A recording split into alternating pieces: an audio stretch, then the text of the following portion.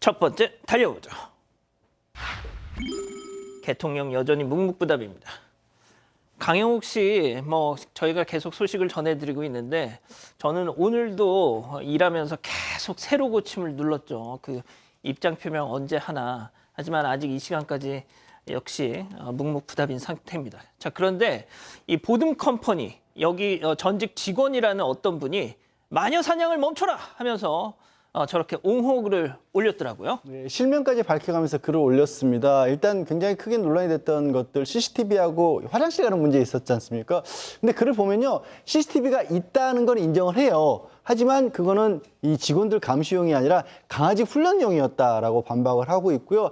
또 화장실 같은 경우에도 업무 특성상 자주 자리를 비울 수 없기 때문에 특정 시간에만 가도록 했다. 그러니까 특정 시간에 간 건 맞아요. 하지만 일이 그럴 수밖에 없었다라는 옹호인지 반박인지 모르겠습니다. 그런 내용이고요. 다른 글도 있었습니다. 그 외에 이 명절 선물로 스팸을 이 배변 봉투에 담아서 강아지 배변 봉투에 담아서 줬다라는 그런 내용이 있었는데 그게 배변 봉투가 아니었고 어떻게 된 거냐면 명절 선물을 주문을 했는데 스팸이 원래 담겨있던 포장지가 다 찢어져서 그걸 환불하고 다시 받기에는 시간이 부족해서 그래서 어쩔 수 없이 양해를 구하고 다른 데 담아서 줬고 배변 봉투는 아니고 배변 봉투가 들어있는 상자였다.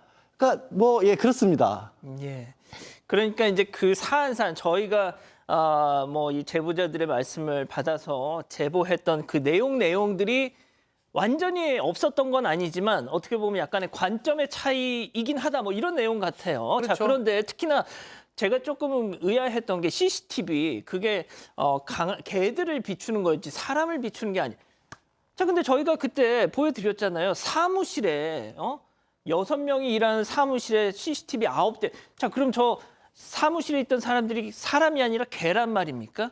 저는 그게 조금 이해가 잘 안 되던데요. 어찌하든 자, 침묵이 계속 길어지고 있습니다, 박 변호사님.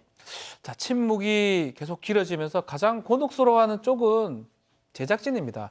개는 훌륭하다. 지금 KBS 프로그램이 있는데 매주 월요일 날 방송이 되고 어느 정도 촬영은 완료가 됐습니다.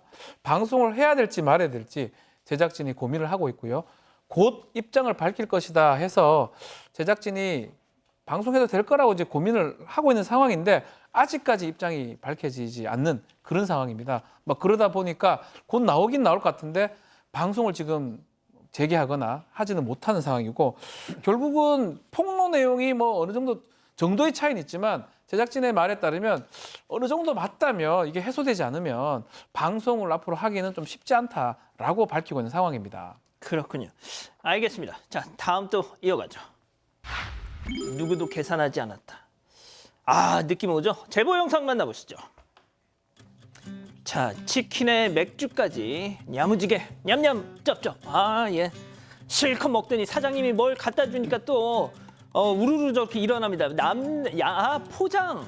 양손 무겁게 봉지를 챙기고도 내가 들어줄게 아니야 내가 들어도 돼 하면서 서류를 챙기면서 저렇게 나가죠. 근데 계산은 안 했습니다. 지난 월요일 밤 송도의 치킨집 사장님이 제보한 먹튀 사건입니다. 손님들은 가장 바쁜 시간에 들어와서 치킨 2마리와 생맥주 6잔을 주문했습니다.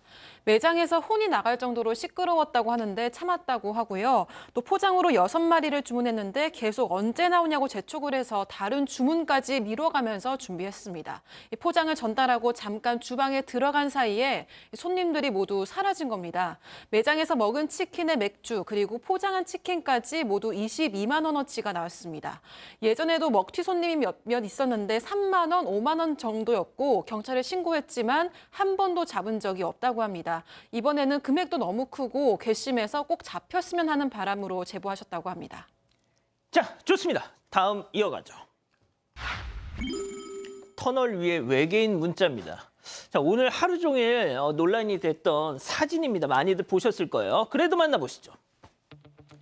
자, 이곳은 부산 도시고속도로 대연 터널 위입니다. 저 괴상한 문자 꾀끼깡꼴끈.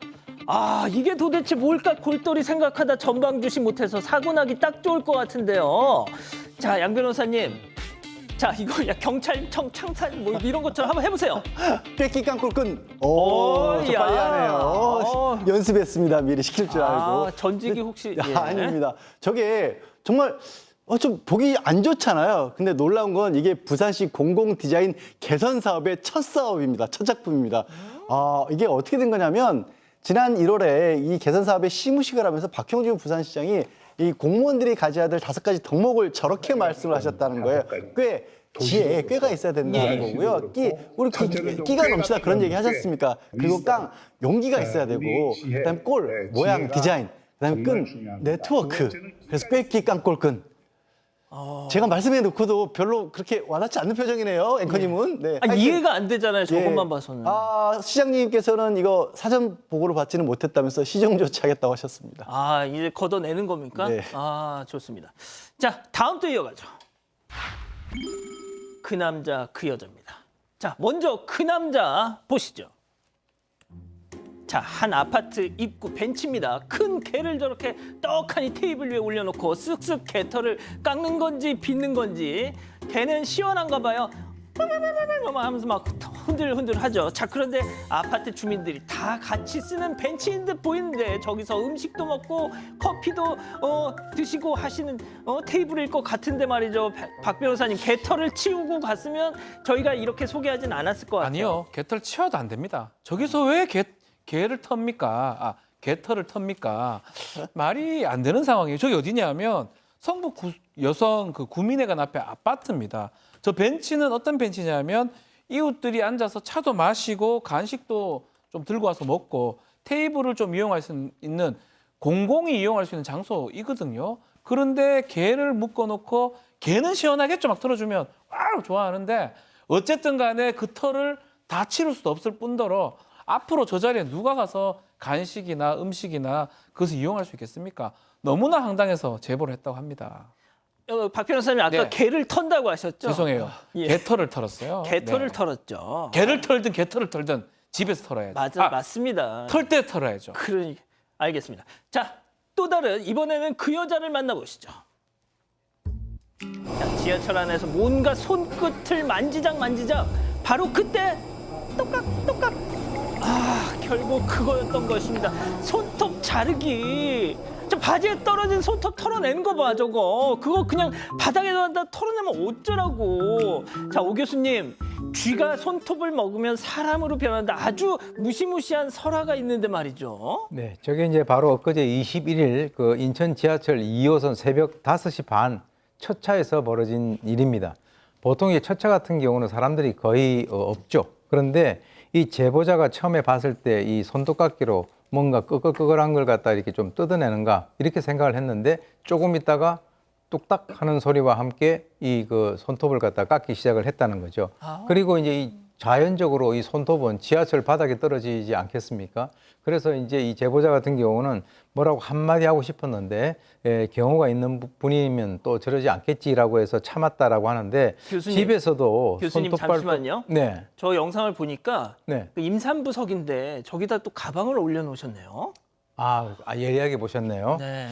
그래서 집에서도 이제 우리가 손톱, 발톱을 갖다가 깎을 때는 주로 그럼. 화장실에서 하잖아요. 그래서 집안 내에서도 다른 식구들에게 폐를 갖다가 끼치 않는 그런 의미인데 저분이 아마 자신이 잘못하는지를 알고 그러면 그것도 문제고 뭘 잘못하는지를 갖다가 아예 모르면 그건 더 큰 문제인데 주변 사람들에게 아침부터 폐를 끼치지 않기 바랍니다. 그러니까 말이죠. 자, 좋습니다. 마지막 사연으로 가보죠.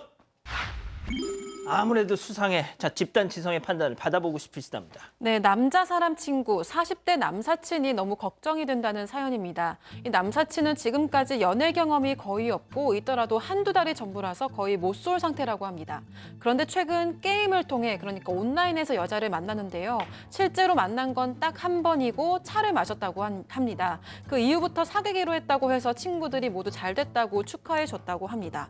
그런데 여자 나이가 29살인데 친구보다 10살 이상 어린데다가 한 달 수입이 5천만 원에 넓은 집에 혼자 살고 네일샵도 운영하는 사장이라고 합니다. 반면 사연자의 친구는 모아둔 돈도 집도 없는 그냥 40살 아저씨인데 상대방은 이걸 다 아는데도 내가 잘 버니까 괜찮다, 결혼하자고 한다는 거죠. 남사친은 단톡방에 자랑하듯이 공유하면서 싱글벙글 입이 귀에 걸려있는 상황입니다. 하지만 제보자는 아무리 생각을 해도 이상하기만 하고 걱정이 된다는 건데요. 우스갯소리로 네 장기 연기를 노리는 거 아니냐고까지 했지만 친구는 콩깍지가 씌어서 들은 척도 하지 않는다고 합니다. 이제야 친구가 천생연분을 만난 건데 괜한 걱정을 하는 건지 아니면 정말 조심하라고 단단히 주의를 줘야 하는 건지 고민이라고 합니다. 그렇군요. 좋습니다. 기다리고 기다리셨던 부처 핸즈업 타임 유튜브 JTBC 뉴스 채널과 사건반장 독립 채널에서 오늘따라 정말 많이 들어오셨어요. 9천여 분의 우리 가족 여러분들 함께하고 계신데요. 채팅창에 OX로 함께 참여해보시죠. 먼저 사연자 여사친입니다. 야 박지연, 너 진짜 왜 그래? 여자는 여자가 봐야 딱 아는 법이야. 너 진짜 내 친구긴 한데 29살 여자애가 너보다 돈도 더 많이 버는 여자애가 널 좋아할 수는 없어. 요즘 진짜 무서운 세상이다. 너 이은혜 알지? 너 조심해, 동그라미. 이렇게, 이건 좀, 한 분이라도 좀, 들어보세요. 자, 다음은 모쏠 남사친입니다. 야, 우리 상의를 모독하지 마. 날 보면 아빠 생각이 난대. 그래서 내가 좋대. 어차피 자기 능력이 있으니까 난 그냥 있어만 줘도 좋대. 네가 뭘 한다고 함부로 입을 털어. 잠깐만. 야, 너 혹시 나 좋아했어? 너 지금 질투하는 거지, 그지, X? 자, 박 변호사님부터 달려볼게요. 오랫동안 제가 이제 변호사도 하고 또 법률 일을 하면서 특히 사건 반장을 하면서 제가 나름대로 세운 원칙이 하나 있습니다. 사건 반장의 이제 사기 범죄라든지 피해 딱 하나가 확실하더라고요. 내한테 안 맞는 행운이 왔을 때 그때 의심을 해야 된다라는 거거든요. 그럼 죄송합니다. 저의 기준입니다. 아닐 가능성도 있지만 뭔가 이게 안 맞는데 나한테 복권이 뭐가 왔다. 내한테 나하고 크게 어울리지 않을 것 같은 아주 연하의 아주 재력가의 여성이 왔다. 이럴 때 가장 촉을 더듬이를 세워야 된다. 그래서 저는 우리 사연자가 이렇게 얘기해 주는 게 저는 바람직하다. 제 개인적으로 그렇게 보고 있습니다. 조심하십시오. 자, 지금입니다. 자, 교수님.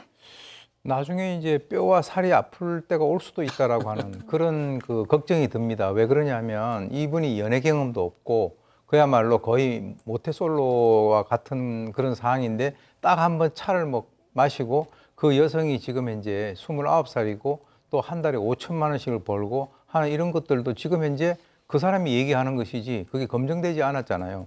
그러니까 저런 상황에서 갑자기 본인은 야 이거 정말 나한테 큰 행운이 그냥 복덩이가 굴러 들어왔구나 이렇게 생각을 갖다가 할 때 사실은 그 굉장히 위험한 그런 상황이라고 하는 거죠. 그래서 주위에서 말릴 때 왜 말리는지 그걸 잘 귀담아서 들을 필요가 있다라고 하는데 글쎄요, 저 여성이 왜 자기에게 다가왔을까 하는 것을 한번 그 심각하게 혼자서 명상을 하면서 생각을 해 보시는 게 좋을 것 같습니다. 뭘 그렇게까지.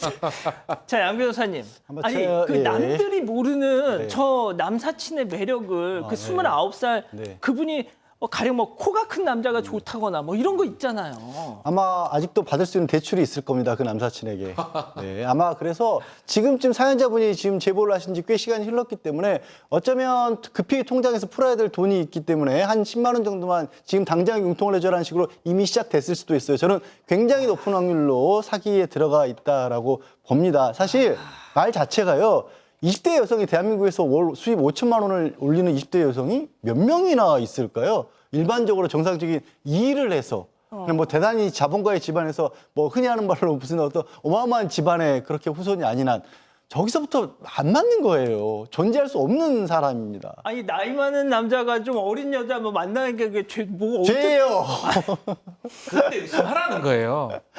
그때가 가장 힘들고 위험할 때. 그냥 나이만 있으면 괜찮아요. 근데 나이만 있으면 괜찮고 그리고 평소에 직장에서 가깝게 지내다가 그렇게 알다 보니까 나이를 극복해서도 내가 좋아할 수 있는 사이다라는 거면 저도 찬성할 수 있죠. 근데 한 번 봤다면서요. 한 번 본 사람이랑 무슨 결혼 약속을 해요. 운명의 상대인가 보지. 에헤, 참. 자, 전해주시죠.